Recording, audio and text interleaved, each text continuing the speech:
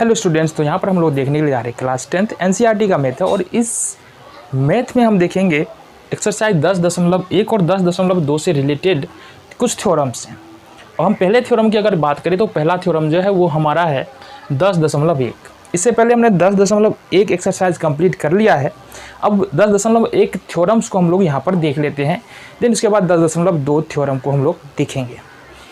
देखो, थ्योरम यानी कि प्रमेय हमारा क्या कहता है? प्रमेय कहता है वृत्त के किसी बिंदु पर स्पर्श रेखा बिंदु से जाने वाली त्रिज्या पर लंब होती है। समझो बात को, कहने का मतलब क्या है?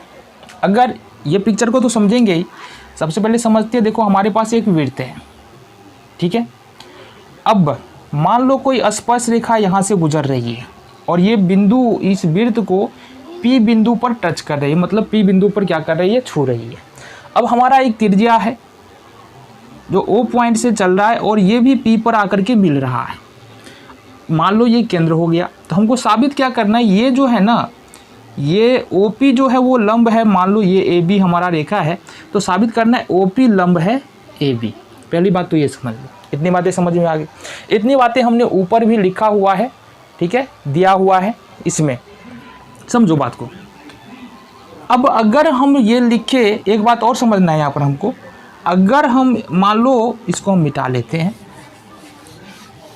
अगर हमने इतनी सारी रेखा खींचा ना, एक O पॉइंट दिया हुआ है, हमने इतनी सारी रेखा खींच दिया और जो बिल्कुल सीधा रेखा कौन सा होगा? सबसे कम दूरी कौन सा होगा? ये वाला होगा। तो ये क्या हो जाएगा? लंब हो जाएगा। बस हमको करना क्या है? अब ऊपर वाले में बिल्कुल सेम कंडीशन है। AB रेखा है, O केंद्र है, O जो P बिंदु पर स्पर्श रेखा मिल रही है और P बिंदु पर आगे त्रिज्या भी मिल रही है। हमको साबित करना है कि यहाँ पर जो एंगल बन रहा है वो 90 डिग्री का बन रहा है। तो ये साबित करने के लिए हम अगर ये साबित कर पाए कि OP जो है ना वो सबसे छोटी रेखा है, तो हमारा काम यहाँ से क्या बन जाएगा? बन जाएगा। इसके लिए हमने क्या किया है? कंस्ट्रक्शन में यानी कि बनावट में हमने मान लिया है कि OQ एक और रेखा हम ले लेते हैं। OQ क्या कर रहे हैं? हम Q पर एक बिंदु ले रहे हैं। AB बिंदु हम Q पर ले रहे हैं, ठीक है।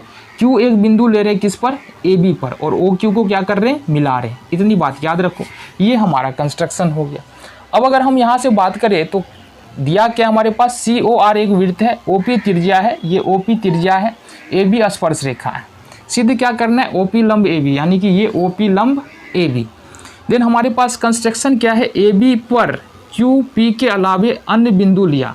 इस AB पर QP तो पहले से है, इसके अलावा हमने एक और बिंदु लिया और OQ को मिला दिया। अब अगर हम परिमाण में बात कर ले तो क्या कह सकते हैं? देखो, गौर से देखना, यहाँ पर परिमाण में बात कर ले तो हमारा क्या हो जाएगा?